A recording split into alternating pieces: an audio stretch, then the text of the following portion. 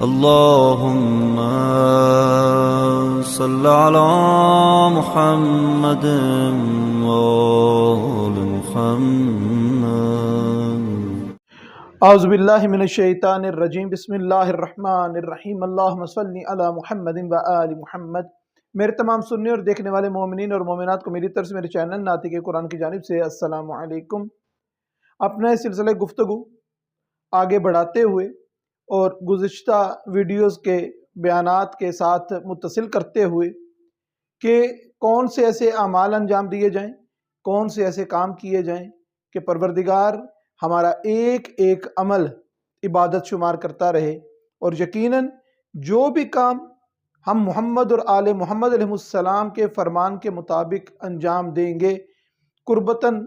جناب سرور کائنات کو راضی کرنے کے لیے، جناب امیر علیہ السلام کو راضی کرنے کے لیے، پروردگار کی ذات کو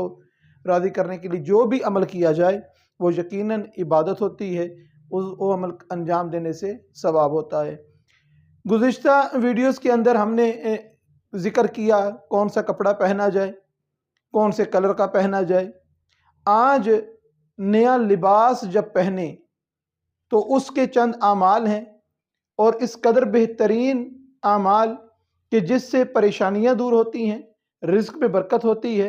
اور پروردگار کی ذات یقیناً راضی ہوتی ہے، کیونکہ یہ سب اعمال محمد اور آل محمد علیہ السلام کی زبانی ہم تک پہنچے ہیں. تو لباس کے اندر ذکر کیا جاتا ہے کہ جب بھی نیا لباس آئے،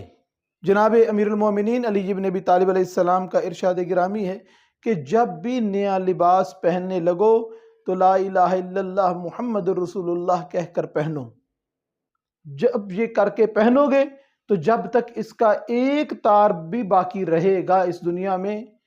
وہ تمام ملائکہ آپ کے لیے استغفار کرتے رہیں گے اور آپ کو پریشانیوں سے پروردگار نجات عطا کرتا رہے گا. اسی طریقے سے حضرت امام جعفر صادق علیہ السلام اور دیگر معصومین علیہ السلام کے ساتھ بھی روایات ملتی ہیں، جن میں سے ایک میرا خیال ہے کہ امام موسیٰ کاظم علیہ السلام کا ارشاد گرامی ہے کہ جب بھی نیا لباس پہننے لگو تو اس پر ایک پانی کا برتن لو، کوزہ لو، اس کے اندر صاف پانی ڈال کر 32 مرتبہ سورہ انا انزلنا کی تلاوت کر کے اس پانی پہ دم کیا جائے، اور اس پانی کو چھڑکیں اپنے نئے لباس پر اور پھر اس کو زیب تن کریں. معصوم فرماتے ہیں کہ ایسا کرنے والا جب ایسا عمل انجام دے کر لباس پہنتا ہے تو جب تک اس کا ایک دھاگا، ایک تار بھی باقی رہتا ہے، تب تک پروردگار اس کے گناہوں کو معاف کرتا رہتا ہے اور اس کے رزق میں پروردگار برکت عطا فرماتا ہے. اسی کو حضرت امام جعفر صادق علیہ السلام نے اور طریقے سے بیان فرمایا کہ مولا فرماتے ہیں کہ جو شخص نیا لباس پہنے اور اس کے اوپر 36 مرتبہ سورہ انا انزلنا پانی پر دم کر کے اس مقام پر جب پہنچے، تنزل الملائکۃ والروح، اور اس وقت پانی کچھ لے کر کپڑے پہ چھڑک کر اس لباس کو استعمال کرنا شروع کرے، جب تک اس کا ایک ایک تار باقی رہے گا پروردگار اس کو پریشانیوں سے محفوظ رکھے گا، اس کے رزق میں برکت کرے گا، اور لمحہ بلمحہ اس کی پروردگار خوشیوں میں اضافہ کرتا رہے گا. مولا امام علی رضا علیہ السلام کا ارشاد گرامی کہ مولا کا ایک دستور تھا کہ جب نیا لباس آتا تھا اس کو اپنی داہنی طرف رکھتے تھے اور پانی کا ایک جام منگوا کر اس جام پر پانی پر 10 مرتبہ سورہ الحمد، 10 مرتبہ سورہ اخلاص اور 10 مرتبہ سورہ انا انزلنا کی تلاوت کر کے اس کپڑے پر چھڑکتے تھے، اور ساتھ فرماتے تھے کہ جو شخص یہ عمل انجام دے گا پروردگار اس کے ہر تار کے بدلے ایک فرشتہ خلق کرے گا، اور وہ فرشتہ اس بندے کے لیے دعائے مغفرت کرتا رہے گا. دیگر معصوم فرماتے ہیں کہ اگر کوئی شخص نیا لباس پہننا چاہتا ہے تو تو جس طریقے سے جناب امیر نے بھی فرمایا کہ لا الہ الا اللہ محمد رسول اللہ کر کے پہنے،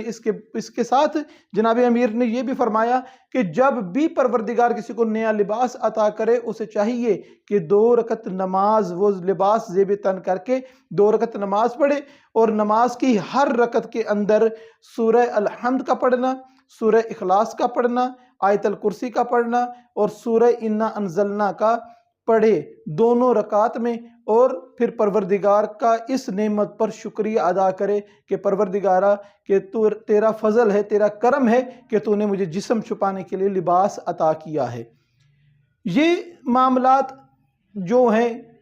چند کلمات آسان سے پروردگار کے کلام کی صورتوں کو پڑھ کے انسان اگر اپنی زندگی کو شروع کرتا ہے اور اس طریقے سے لباس کا استعمال کرتا ہے تو اس کے رزق میں برکت ہوتی ہے، پریشانیاں دور ہوتی ہیں، اور اس کی خوشیوں میں پروردگار اضافہ کر دیتا ہے، ملائکہ اس کے لیے استغفار کرتے ہیں۔ اور یہاں پر معصومین علیہ السلام فرماتے ہیں کہ جب بھی پجامہ پہننا چاہو آپ کو چاہیے کہ کھڑے ہو کر کبھی پجامہ نہ پہنے۔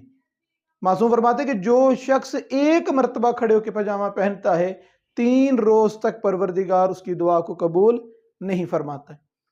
اور جو شخص کھڑے ہو کے پجامہ پہنتا ہے معصوم فرماتے ہیں کہ کھڑے ہو کے پجامہ پہننا ہلاکت کا باعث ہے۔ وہ بندہ جو کھڑے ہو کے پجامہ پہنتا ہے وہ پریشانی میں مبتلا ہوتا ہے، رنج و غم میں مبتلا ہو جاتا ہے۔ ہمیں معصومین علیہ السلام کی روایات سے پتہ چلتا ہے کہ معصوم علیہ السلام ارشاد فرماتے ہیں کہ جب بھی پجامہ پہننا ہو سب سے پہلے یہ دیکھ لو کہ کھڑے ہو کر نہ پہنو، قبلہ رخ ہو کر نہ پہنو، اور جس طرف کوئی لوگ بیٹھے ہوں اس طرف منہ کر کے پجامہ نہ پہنا جائے۔ پروردگار سے دعا ہے کہ پروردگارہ ہمیں سیرت آل محمد علیہ السلام اور فرامین آل محمد علیہ السلام کو پڑھتے ہوئے سمجھتے ہوئے عمل کرنے کی اور اپنی زندگیوں پر لاگو کرنے کی توفیق عطا فرمائے۔ وما علینا الا البلاغ المبین۔